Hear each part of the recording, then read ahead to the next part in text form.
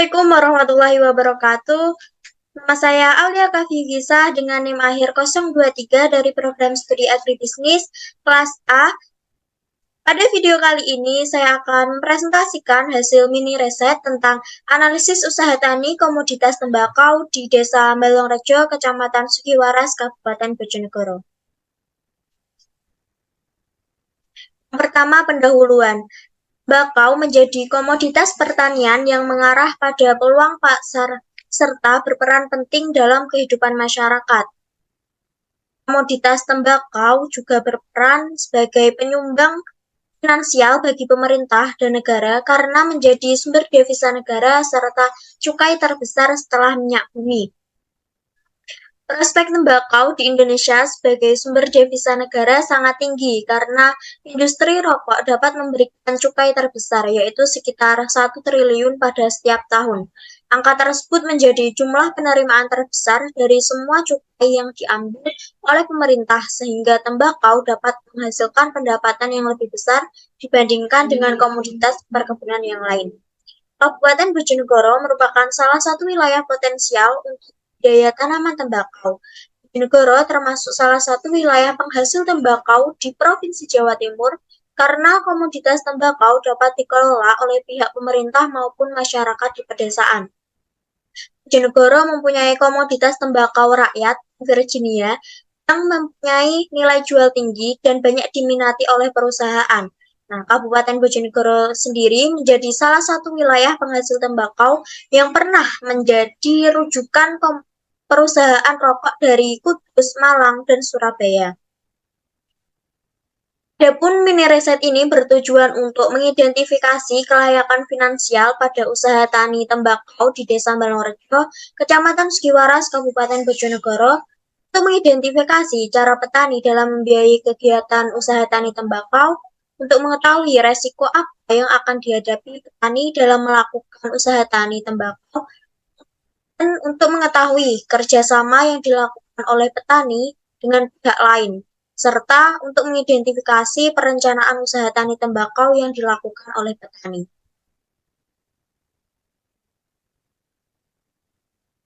Yang kedua, gambaran umum terkait kondisi tanaman tembakau di Desa Balongrejo, Kecamatan Sugiwaras, Kabupaten Bojonegoro, saat ini sudah mulai tumbuh dan terlihat keluar dari gulutan. Nah, permasalahan yang terjadi saat ini yaitu tanah yang terlalu kering sehingga tanaman tembakau sulit untuk tumbuh dengan cepat. Petani harus berusaha lebih untuk melakukan penyiraman untuk mencegah tanaman layu sehingga tidak akan mati. Nah, maka dari itu petani setiap hari menyiram tembakau agar hal tersebut tidak terjadi. Adapun responden pada mini riset ini yaitu ada Bapak Jailan, umurnya 48 tahun dengan pendidikan lulus SD, alamat Desa Balongrejo, RT 1, RW 1, Kecamatan Sugiwaras, Kabupaten Bojonegoro. Luas lahan yang ditanami komoditas tembakau saat ini yaitu seluas 5.000 meter persegi atau setengah hektar dengan status kepemilikan yaitu miliknya sendiri dengan jumlah tembakau yang ditanam sebanyak 8.000 benih atau pohon dan model yang digunakan merupakan modal sendiri. Nah, tembakau merupakan salah satu komoditas komersial yang dapat membawa pengaruh ke daerah pedesaan. Salah satunya Desa Balongrejo, Kecamatan Sugiwaras. Nah, Balongrejo merupakan sebuah desa yang mempunyai jumlah penduduk 3.954 jiwa dan desa tersebut secara umum letak geografisnya berada pada wilayah dataran rendah yang cocok untuk komoditas tembakau.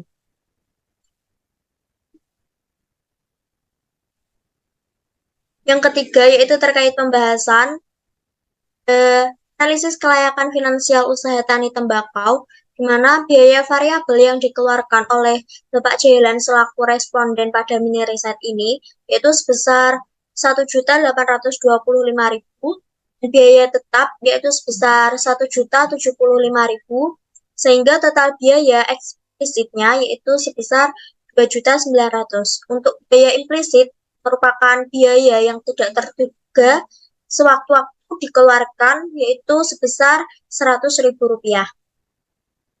Untuk produksi dari 8.000 pohon akan menghasilkan sebanyak 500 kilogram dengan harga 25.000 per kilogram. Sehingga penerimaan yang didapatkan oleh Bapak Jailan sebesar Rp12.500.000. Nah, untuk pendapatannya sendiri merupakan penerimaan yang dikurangi dengan total biaya eksplisit yaitu sebesar 9.600.000 dan keuntungannya yang diperoleh oleh Bapak Jailan yaitu sebesar 9.500.000 yang didapat dari pendapatan dikurangi biaya implisit. Selanjutnya ada analisis kelayakan finansial usaha tani tembakau. Yang pertama ada RC rasio, di mana besaran RC rasio ini sebesar 4,31 yang artinya lebih dari 1, sehingga usaha tani tembakau ini layak untuk dijalankan. Selanjutnya ada BEP harga atau rupiah, yaitu sebesar 5.800 per kilogram. Nah, berdasarkan perhitungan BEP harga ini, menunjukkan bahwa harga jual tembakau sebesar 5.800 per kilogram. Nah, berada pada titik impas atau tidak untung maupun tidak rugi. Petani harus menjual di atas harga 5.800 per kilogram untuk mendapatkan keuntungan. Apabila harga tembakau di bawah 5.800 per kilogram, maka petani akan mengalami kerugian.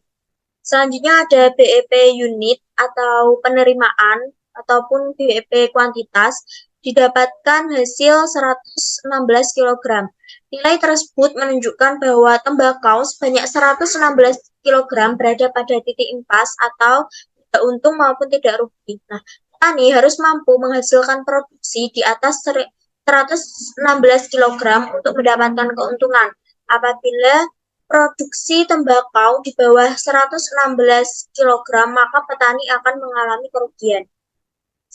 Selanjutnya ada payback period, didapatkan hasil 4 bulan. Nah, nilai tersebut menunjukkan bahwa petani dapat mengembalikan investasi selama 4 bulan. Petani mampu mengembalikan investasi selama 4 bulan yang berarti lebih cepat dari ketentuan waktu tanam tembakau yaitu selama 6 bulan. Maka dari itu, usaha tani tembakau yang dilakukan oleh responden layak untuk dijalankan karena waktu yang diperlukan untuk mengembalikan investasi lebih singkat dari waktu yang telah ditetapkan.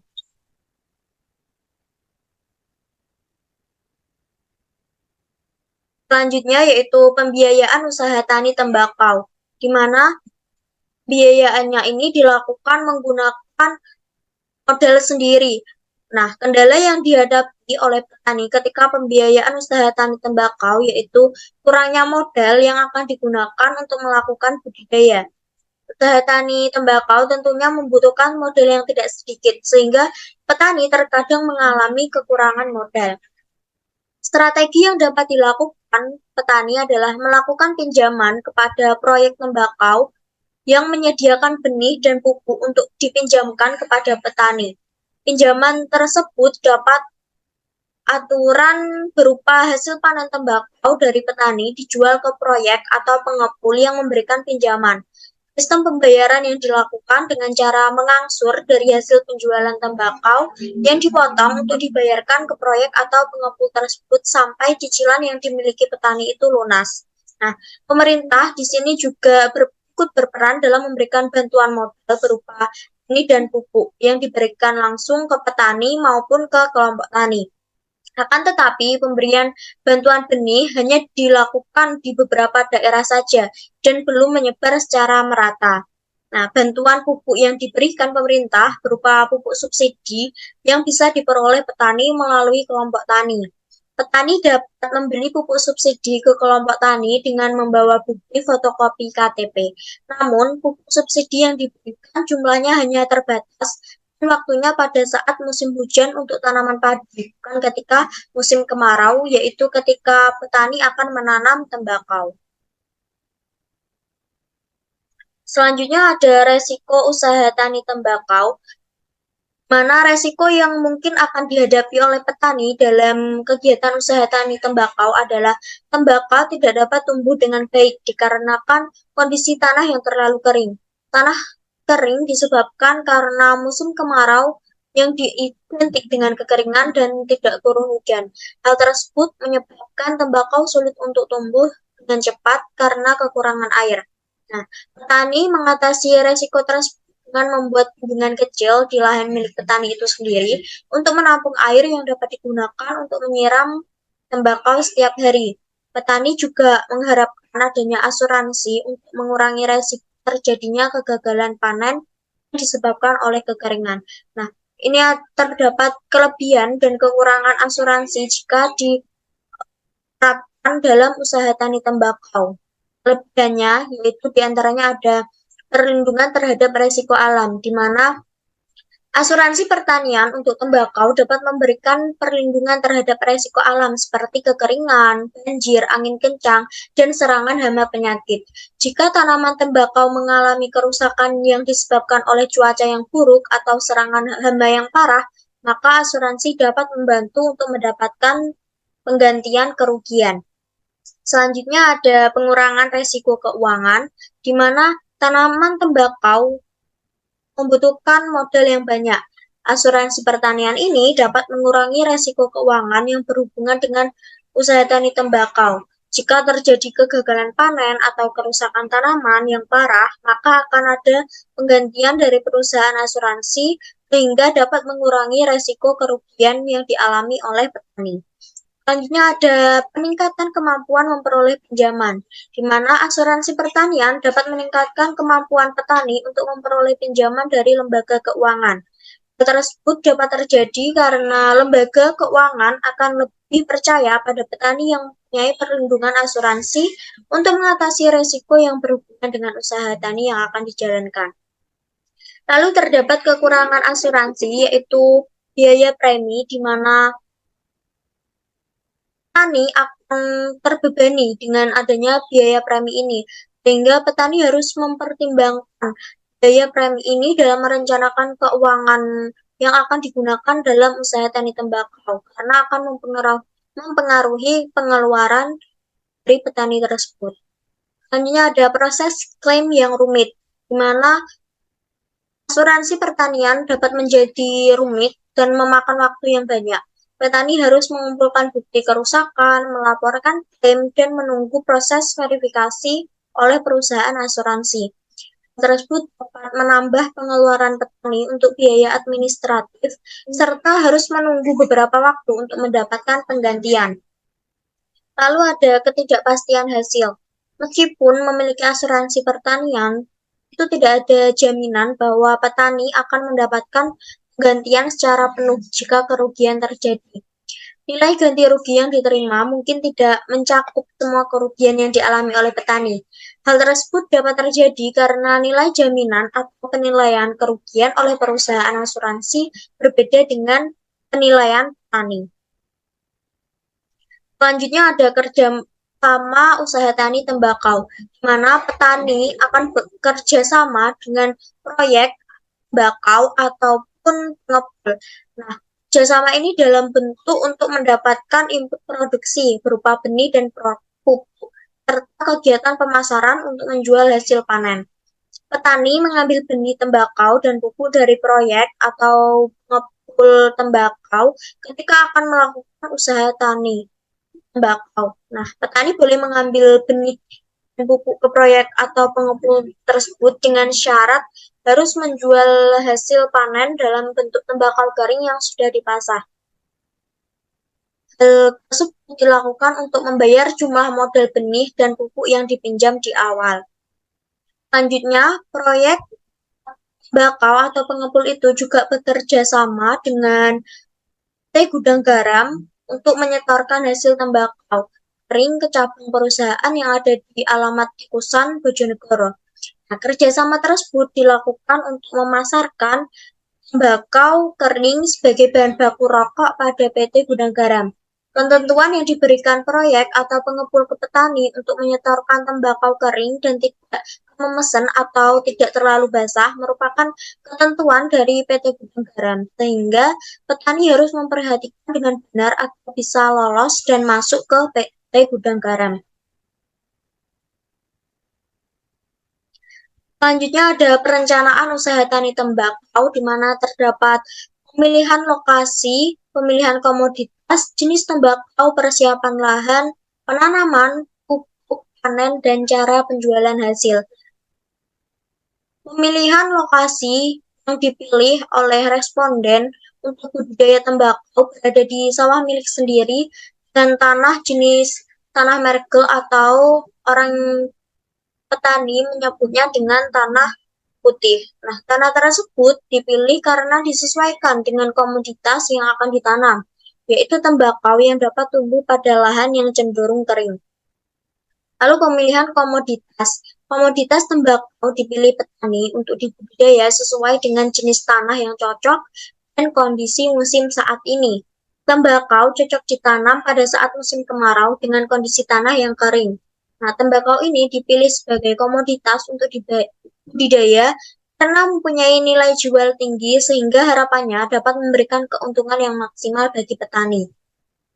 Lalu jenis komoditas yang dipilih adalah tembakau Virginia K326 atau petani menyebutnya sebagai tembakau CK. Nah, jenis tembakau tersebut dipilih karena disesuaikan dengan pemasaran dari proyek atau pengepul. Proyek akan menyetorkan hasil tembakau kering dari petani ke PT Gudang Garam yang membutuhkan tembakau jenis CK untuk bahan baku rokok. Maka dari itu, petani menyesuaikan jenis tembakau sesuai dengan permintaan pasar yang berlaku. Selanjutnya persiapan lahan, di mana lahan yang digunakan untuk budidaya tembakau adalah lahan yang setelah ditanami padi ketika musim hujan. Petani menyiapkan lahan setelah tanaman padi dipanen, lalu menunggu tanah kering dan waktu musim kemarau tiba. Lahan yang akan digunakan untuk budidaya tembakau dipersiapkan terlebih dahulu dengan mencangkul untuk membuat guludan. Persiapan lahan untuk mencangkul memerlukan tenaga kerja tambahan untuk membantu menyelesaikan pekerjaan tersebut. Responden menggunakan tenaga kerja dari luar keluarga untuk membantu menyelesaikan membuat gulutan tembakau, yaitu satu tenaga kerja untuk menyelesaikan pembuatan gulutan selama 2 hari penuh.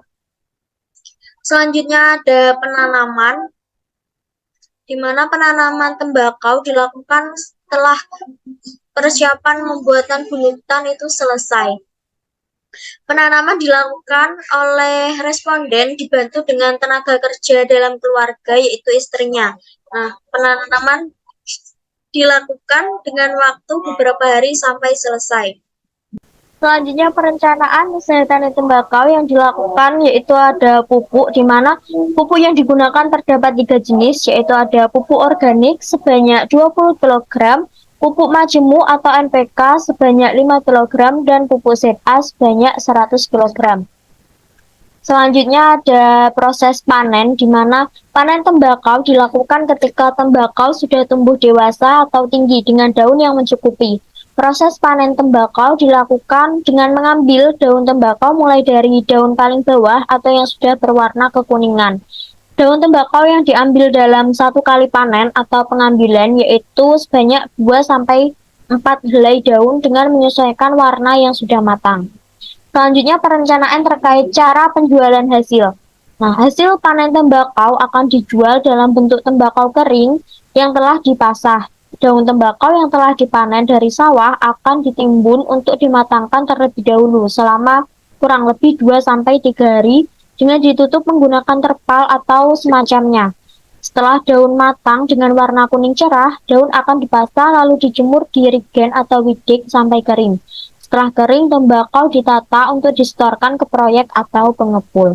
Setelah dari proyek atau pengepul, maka akan disetorkan ke PT Gudang Garam.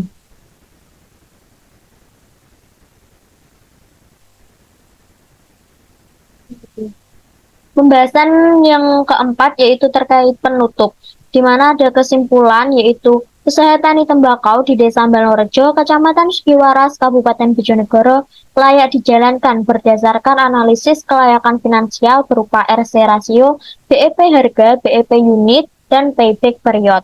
Nah, petani melakukan pembiayaan usaha tani tembakau menggunakan modal sendiri. Di mana resiko yang dihadapi petani dalam melakukan usaha tani tembakau yaitu tembakau tidak dapat tumbuh dengan baik dikarenakan kondisi tanah yang terlalu kering.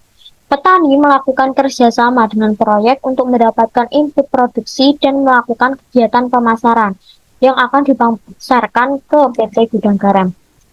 Perencanaan usaha tani tembakau dilakukan dengan baik, mulai dari pemilihan lahan, pemilihan komoditas, jenis komoditas, persiapan lahan, penanaman, pupuk, panen, dan cara penjualan hasil panen. Saran yang diberikan untuk usaha tani tembakau yaitu petani harus lebih rutin untuk merawat tanaman tembakau agar dapat tumbuh dengan baik. Petani harus memperhatikan kondisi hasil tembakau kering yang sesuai dengan permintaan proyek atau pengepul dan perusahaan, yaitu PT Gudang Garam. Pemerintah seharusnya memberikan bantuan secara merata ke seluruh daerah yang ada di Bojonegoro yang sedang melakukan usaha tani tembakau. Cukup sekian, kurang lebihnya saya mohon maaf. Terima kasih. Wassalamualaikum warahmatullahi wabarakatuh.